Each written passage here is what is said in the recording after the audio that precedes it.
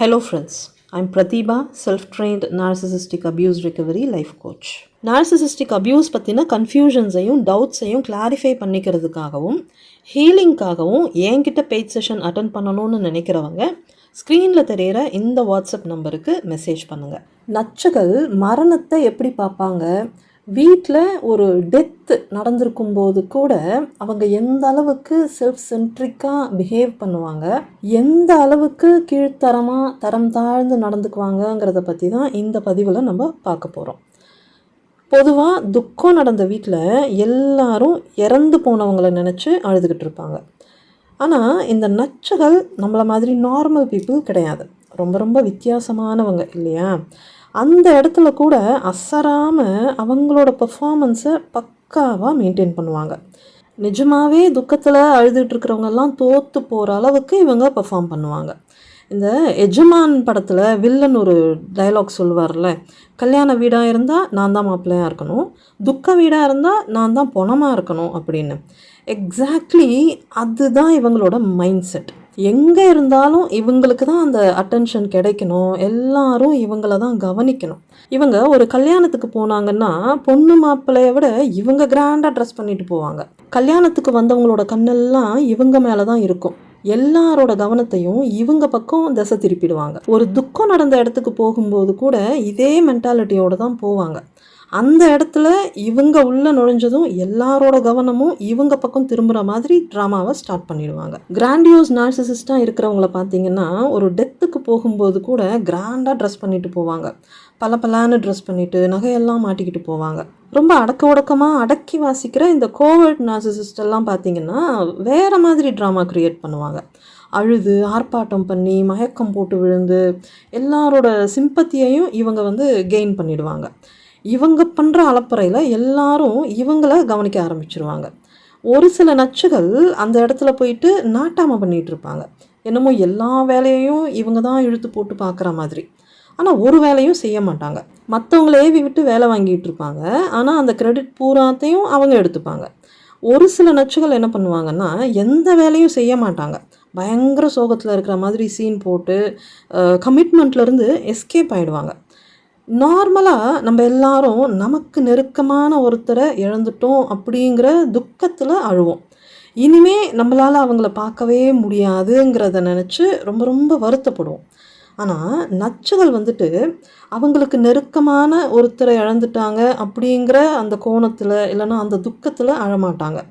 அவங்கள பொறுத்த வரைக்கும் அந்த இறந்து போன நபர்கிட்ட இருந்து கிடச்சிக்கிட்டு இருந்த அந்த சப்ளை பெனிஃபிட்ஸ் அதெல்லாம் இனிமேல் கிடைக்காது அப்படிங்கிற வருத்தத்தில் தான் அவங்க அழுவாங்க, வருத்தப்படுவாங்க. அதுவே இவங்களுக்கு ரொம்ப தொல்லையாகவும் பாரமாகவும் இல்லைன்னா த்ரெட்டாகவும் இருந்தவங்க இறந்து போயிட்டாங்கன்னா அதை நினச்சி ரொம்ப சந்தோஷப்படுவாங்க. உள்ளுக்குள்ளே யாரும் இல்லாத இடத்துல அவங்க தனியாக இருக்கும்போது எதுவுமே நடக்காத மாதிரி ரொம்ப அலட்சியமாக இருப்பாங்க, ரொம்ப சாதாரணமாக இருப்பாங்க. சொடக்கு போடுற நேரத்தில் இறந்து போனவங்க அவங்க மெமரியிலேருந்து அப்படியே டோட்டலாக எரேஸ் ஆகிடுவாங்க. நம்மெல்லாம் வீட்டில் ரிப்பேர் ஆன பொருளை தூக்கி போட்டுட்டு வேறு பொருளை வாங்கி வைக்கிற மாதிரி ரொம்ப சர்வசாதாரணமாக இறந்து போனவங்களோட இடத்துல அடுத்ததாக யாரை ரீப்ளேஸ் பண்ணுறதுன்னு யோசிக்க ஆரம்பிச்சிருவாங்க. உள்ளுக்குள்ளே இவ்வளோ கேவலமாக யோசிச்சுக்கிட்டு பப்ளிக்காக மற்றவங்க பார்வைக்கு இவங்க பயங்கர சோகமாக இருக்கிற மாதிரி ட்ராமா போட்டுக்கிட்டு இருப்பாங்க. இறந்து போனவங்களை நினச்சி மற்ற ஃபேமிலி மெம்பர்ஸ் அழுதுகிட்டு இருந்தாங்கன்னா அவங்களோட இமோஷன்ஸை இவங்க கேஸ்லைட் பண்ணுவாங்க. அவங்களோட அந்த சோகத்தை கொச்சப்படுத்தி பேசுவாங்க. என்னமோ நீ மட்டும்தான் சோகமாக இருக்கிற மாதிரி எதுக்கு நடித்து ஓவராக சீன் போடுற அப்படின்னெல்லாம் கேட்பாங்க. அந்த சோகத்தை ப்ராசஸ் பண்ணுறதுக்கு கூட டைம் கொடுக்காம உடனே அவங்க ரொட்டீனுக்கு திரும்பணும் அப்படின்னு ப்ரெஷர் போடுவாங்க.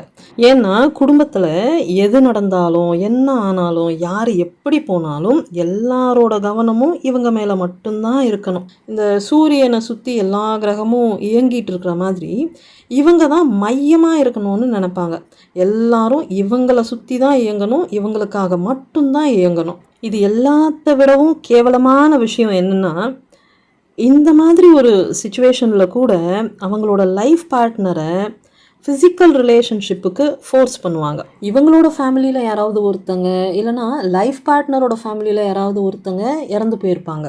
அந்த டெட் பாடியை ஹாலில் வச்சுக்கிட்டே ரூமில் இப்படி ஒரு அராஜகத்தை அரங்கேற்றுவாங்க. இல்லைன்னா அந்த ஃபியூனரலை முடிச்சுட்டு வந்த பிறகு இறந்து போனவங்களோட உடம்பு முழுசாக வெந்து முடியறதுக்குள்ள இவங்களோட உல்லாச வாழ்க்கையை ஆரம்பிக்கணும்னு பார்ப்பாங்க. இவங்க எந்த எல்லைக்கு சாடிஸ்டிக்காக நடந்துப்பாங்க, ஒரு உயிரை துச்சமாக நினைப்பாங்க, மற்றவங்களோட உணர்வுகளை எந்த அளவுக்கு அலட்சியப்படுத்துவாங்கங்கிறதுக்கு இதை விட ஒரு சாட்சி இருக்கவே முடியாது. சூழ்நிலை எவ்வளோ மோசமாக இருந்தாலும், எவ்வளோ கஷ்டமாக இருந்தாலும், மனுஷங்க மனவேதனையில் இருந்தாலும், உடம்பு வலியால் துடிச்சுக்கிட்டு இருந்தாலும் எதை பற்றியும் கொஞ்சம் கூட யோசிக்க மாட்டாங்க. கடுகளவுக்கு கூட இதை பற்றியெல்லாம் கன்சிடர் பண்ணவே மாட்டாங்க. எல்லா இடத்துலையும் விக்டிம்ஸை கண்ட்ரோல் பண்ணணும், என்விரான்மெண்ட்டை கண்ட்ரோல் பண்ணணும், எல்லா இடத்துலையும் இவங்களோட பவரை காட்டணும், விக்டிம்ஸை பவர்லெஸ்ஸாக ஹெல்ப்லெஸ்ஸாக ஃபீல் பண்ண வச்சு சுக்கு நூறாக உடைக்கணும். துக்க வீடாக இருந்தாலும் நான் நினச்சது தான் நடக்கணுங்கிற அகங்காரம். இவங்கெல்லாம் எந்த இனத்தோடையும் சேராத மர்மவாசிகள், மனுஷங்களால் புரிஞ்சிக்க முடியாத குழப்பவாதிகள். அவங்களால விக்டிம்ஸ் எந்த எல்லைக்கு ட்ரமடைஸ் ஆவாங்க, காயப்படுவாங்கங்கிறதெல்லாம் வார்த்தையால் சொல்லவே முடியாது.